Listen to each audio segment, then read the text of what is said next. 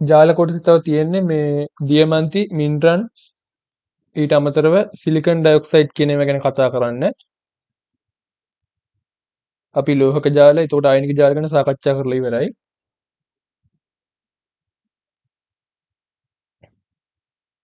එතකොට සමපරමාණුක ජාල වල උදාහරණ දෙකක් සාකච්ඡා කරන්න තියෙයි.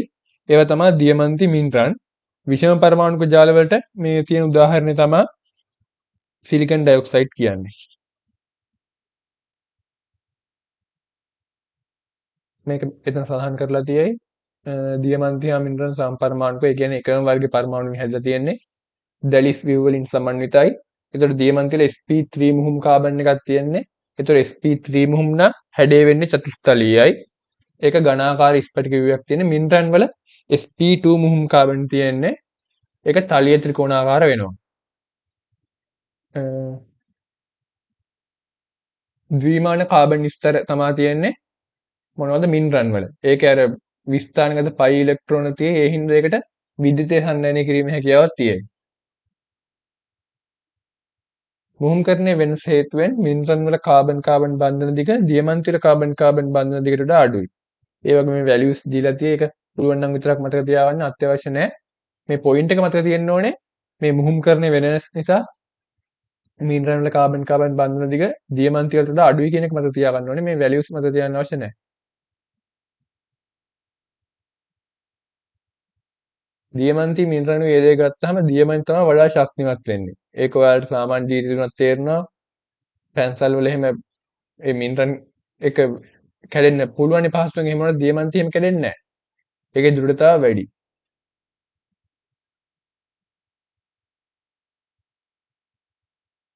මිනරල් විද්‍යුත් සන්නායකයක් වෙනවා. මම අර කිව්වා විස්ථානගත පයි ඉලෙක්ට්‍රෝන තියෙන හින්දා. ඒ වගේම තාපයත් සන්නායනය කරන්න පුළුවන්. තාප සන්නායකතාවුත් තියෙයි. මිනරල් ලිහිසි ද්‍රව්‍යයක් විදිහට පාවිච්චි කරනවා. මේ රූපවල පෙන්ලා තියෙන මිනරල් වල විස්ථානගත පයි ඉලෙක්ට්‍රෝන වලාව.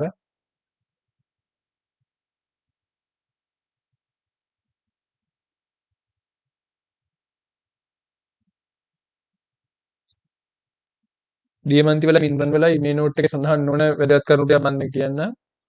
එකක් තමයි දියමන්ති කියන ඒවා අවර්ණයි. ඒකට අපද්‍රව්‍ය මික්ස් වුනහම තමයි ඒකට වර්ණයක් ලැබෙන්නේ. එක එක පාටවල වල දියමන්තියයිනේ. ඒ වර්ණය ලැබෙන්නේ අපද්‍රව්‍ය මික්ස් වුනහම. දියමන්ති වල ಗುಣ කතා කළොත් මෙන්න මේවා තමයි දියමන්ති වල තියෙන ಗುಣ. මේක MCQ වල අහන්න පුළුවන්. රචනත් මේ අහන්න පුළුවන් පාර්ට් එකක්. මේ ටික ලියා ගන්න. දියමන්ති වලට ත්‍රිමාණීය යෝධ දැලිස් ව්‍යුහයක් තියෙන්නේ. ත්‍රිමාණීය යෝධ දැලිස් ව්‍යුහයක් ඇත. ඊළඟ පොයින්ට් එක ඉහළ ද්‍රවාංක තාපාංක ඇත. ඒ හින්දා තමයි ගොඩක් දෘಢ බවක් තියෙන්නේ. ශක්තියක් බව වැඩි, ද්‍රවාංක තාපාංක ඉහළ නිසා. ඊළඟට විද්‍යුතය සන්නයනය නොකරයි. ඒ නිදහස් ඉලෙක්ට්‍රෝන නිදහස් අයන එහෙම නැහැනේ. ඒ හින්දා විද්‍යුතය සන්නයනය කරන්නේ නැහැ. ඉහළ දෘಢතාවක් පවතී. වර්ණනා කරලා මෝ පරිමාණය මෙන් 10 ගුණයක්. ඒ අර දෘಢතාව මයින පරිමාණයක් ස්කේල් එක. මෝ පරිමාණය කියන්නේ. ඊට පස්සේ ඉහළ වර්තනාංකයක් ඇත. ඒක මේ ෆිසික්ස් වල එහෙම කියා දෙනවා වර්තනාංකය ඉහළයි කියන එක දියමන්ති වල. මේ රූපවල මුලින්ම තියෙන්නේ මේ අර ස්තර වශයෙන් තියෙන මිනිරන්. මං කියන්නේ ලේස් තියෙන කියලා. මේ අතර හිස් අවකාශ තියෙයි. ඒ හින්දා මේවා පහසුවෙන් කැඩෙන්නේ. මිනිරන් මේ පහසුවෙන් කැඩෙන්නේ ඒ නිසා. මේ දෙවෙනි ස්ට්‍රක්චර් එක තියෙන්නේ sp3 මුහුම් වෙච්ච දියමන්ති වල. මේක sp2 මේක sp3 මේක දියමන්ති. ඊට පස්සේ මේ තියෙන අන්තිමටම ෆුලරින් කාබන් 60ක් තියෙන ඒ සංයෝගය. ඊළඟට ලියන්න මාතෘකාව දියමන්තිර ප්‍රයෝජන කියලා. ඒ අර්ථ ලියන්න. වීදුරු කැපීම සඳහා භාවිතාවේ ආභරණ වලට යෙදීමට භාවිතාවේ ආයුධ මුහුවත් කිරීම සඳහා භාවිතාවේ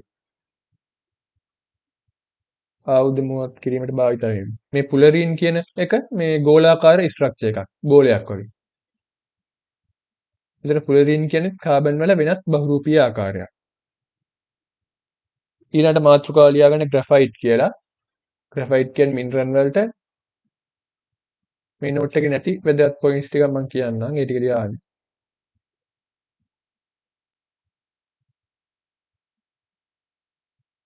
sp2 මුහුම් කරණයට ලක් වූ sp2 මුහුම් කරණයට ලක් වූ කාබන් පරමාණුව තවත්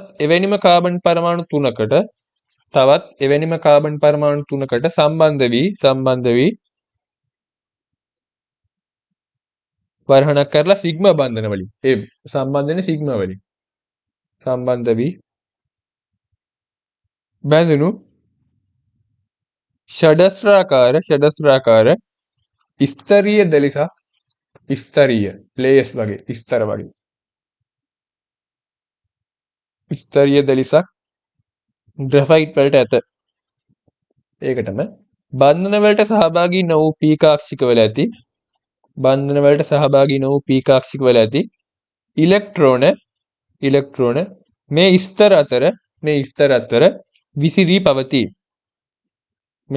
අතර විසිරී පවතී. මෙන්න ස්තරයක්, මෙන්න තව ස්තරයක්, මෙන්න ස්තර දෙක අතර තියෙන ස්පේස් එක. බන්ධන වලට සහභාගී වෙච්ච නැති ඉලෙක්ට්‍රෝන මෙන්න මේ ලේයර්ස් අතර ස්තර අතර තියෙනවා.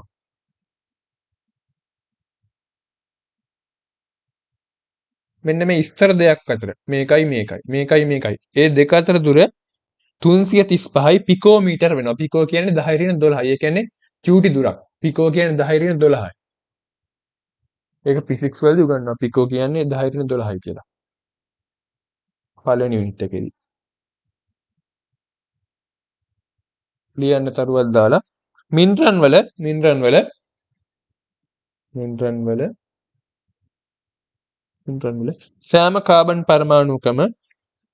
සෑම කාබන් පරමාණුකම එක සැරයක් ඇති නිසා එය කාබන් පරමාණු අතර පැතිරෙමින්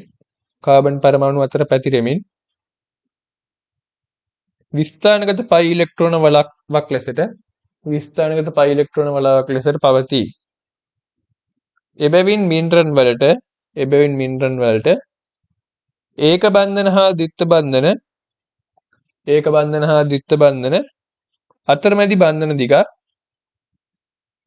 අතරමැදි බන්ධන දිගක් ඇත. එහි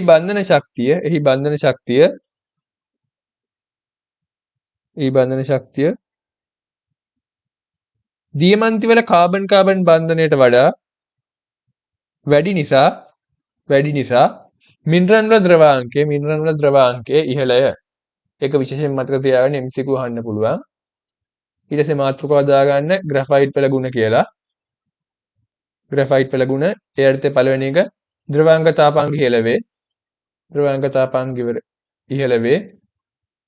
මේ ෆුලරින් ගැන අපි මේ SPD වලදී කතා කළා. මම ඒක දැන් කියන්න යන්නේ. ඊළඟට ඝනත්වය ඉහළ වේ. විද්‍යුතය සන්නායනය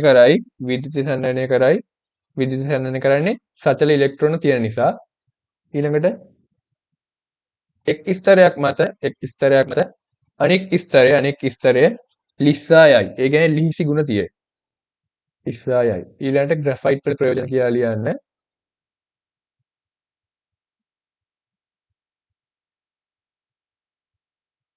තීන්ත කමා වියලි බැටරි වියලි බැටරි පැන්සල් ස්ෆෝටන ද්‍රව්‍ය පුපුරන ද්‍රව්‍ය කියන්නේ ස්ෆෝටන කියන්නේ පුපුරනවා කියන අදහස. ඉලෙක්ට්‍රෝඩ ආදිය නිපද වීමට. දෙවැනි එක